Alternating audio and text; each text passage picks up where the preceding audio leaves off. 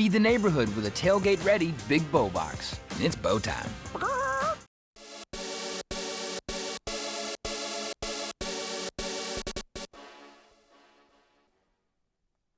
Welcome back to the Reece TV Sports Spot. I'm your host for today, Colby Reece. Let's take a look at the news many are talking about in the world of sports recently. To start off this segment, we start with the heartbreaking Michigan State shooting. On February 13th, a mass shooting took place on the campus of Michigan State University. The tragedy killed 3 students and injured 5 others. The university decided to cancel all athletic events for 48 hours following the incident. Michigan State basketball returned to the court for the first time after the shooting on February 18th to take on rival Michigan. The support from the Wolverines to the Spartans showed that the communities will always be with each other off the court, despite how they may feel about each other on the court. Michigan State may have lost, but the feeling of support was there for Michigan and everyone around the country. The team then had their first home game since the tragic event and took on 17th-ranked Indiana.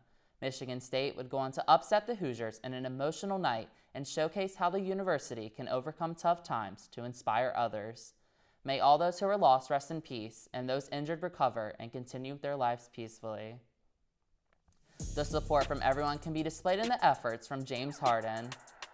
John Howe, one of the students injured in the shooting and James Harden superfan, got the FaceTime of his life.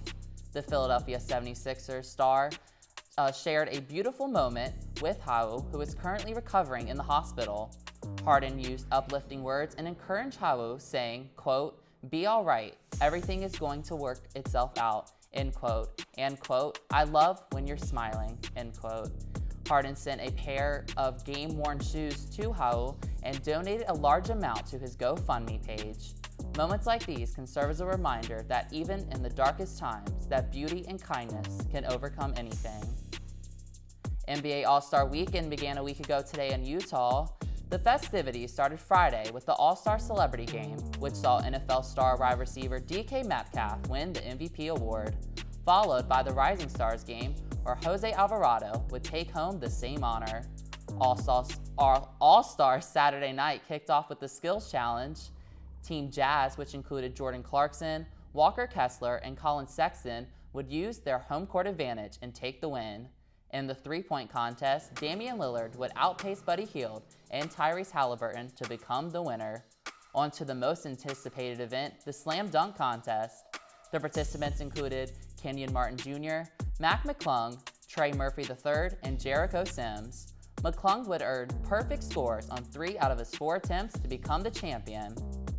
All-Star Weekend concluded with the All-Star Game on Sunday. The 72nd All-Star Game draft occurred before the actual game, with both captains, LeBron James and Giannis Antetokounmpo, picking their players. Celtics stars Jason Tatum and Jaylen Brown would be the leading scorers for their respective teams. Brown would put up 35 points for Team LeBron, however Tatum would outshine him, putting up an All-Star Game record 55 points to lead Team Giannis to the 184-175 win. Tatum would take home the Kobe Bryant Most Valuable Player Award. While the action may have been entertaining for many, the ratings would say otherwise. The 2023 All-Star Game would see a 29% drop in ratings compared to 2022, which is the biggest single-season decline for the All-Star Game since 2000. It was announced next season All-Star events will be held in Indianapolis, the home of the Pacers. With the All-Star activities behind us and being more than halfway through the season, playoff races are heating up. In the East, the Celtics and Bucks sit at top, with Boston currently a game ahead. The 76ers, Cavaliers, and Nets are all within 5 games of each other. The Knicks and Heat currently are a half a game of each other, with teams hoping to get the 6th seed in order to avoid the play-in tournament. The Hawks, who recently fired head coach Nate McMillan and are in talks with former Jazz coach Quinn Snyder about being McMillan's replacement, are the current 8th seed. The Raptors and Wizards round out the East play-in positions. The Bulls, Pacers, and Magic are still in the conversation for potentially making the playoffs. It will be interesting to see how the East standings end up, but there's no doubt the Celtics and Bucks will be the favorites to win the conference title once the playoffs roll around. Moving on to the Western Conference, which many consider the stronger and more competitive side of the league, with no clear favorite to win the West title. One thing that is clear is the Nuggets' control of the 1 seed. The team currently holds a 6-game lead over the Grizzlies. The rest of the seeds from 3 to 10 are as follows: the Kings, Clippers, who recently signed Russell Westbrook, Suns, Mavericks, Timberwolves, Pelicans, Jazz, and Warriors. These teams are all within at least 4.5 games of each other. The Thunder, Trailblazers, and Lakers are all on the outside looking in, but still have a chance of moving up into the play-in positions. With how close the standings are, finishing a higher seed and having home court advantage in the playoffs could become crucial. The West playoffs should be one for the ages once that time of the year arrives. While the NFL just wrapped up their season with the Super Bowl, the XFL kicked off their first week of play last weekend. Founded in 2001, the league only lasted one season before folding due to lack of popularity. Revived in 2020, the league only lasted 5 weeks before being suspended and ultimately folding due to the COVID-19 pandemic. After 3 years, fans were able to rejoice for another opportunity to rally and support the league. Saturday featured 2 Lone Star State matchups, with the Arlington Renegades rallying back to beat the Vegas Vipers 22-20, and the Houston Roughnecks defeating the Orlando Guardians 33-12. On Sunday, the St. Louis Battlehawks stole a win from the San Antonio Brahmas 18-15, and the DC Defenders beat the Seattle Sea Dragons in a nail-biter 22-18. JMU alumni Ben DiNucci started at quarterback for the Sea Dragons in the matchup, passing for 282 yards and a touchdown, but committed a critical turnover by fumbling the ball on the opponent's 1-yard line with just 19 seconds left. The season should be fun to watch, and it'll be fascinating to see how long this edition of the XFL sticks around.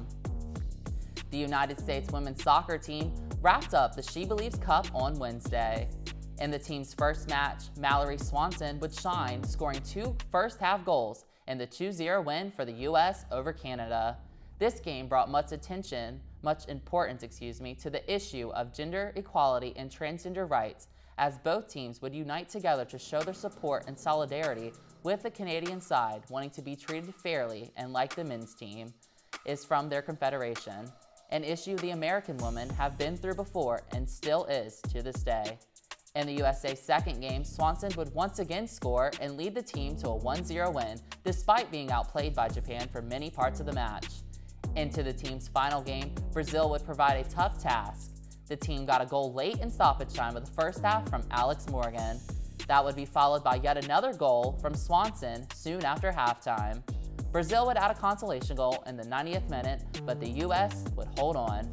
The Americans finished atop the She Believes Cup table, winning the competition for their 4th straight time.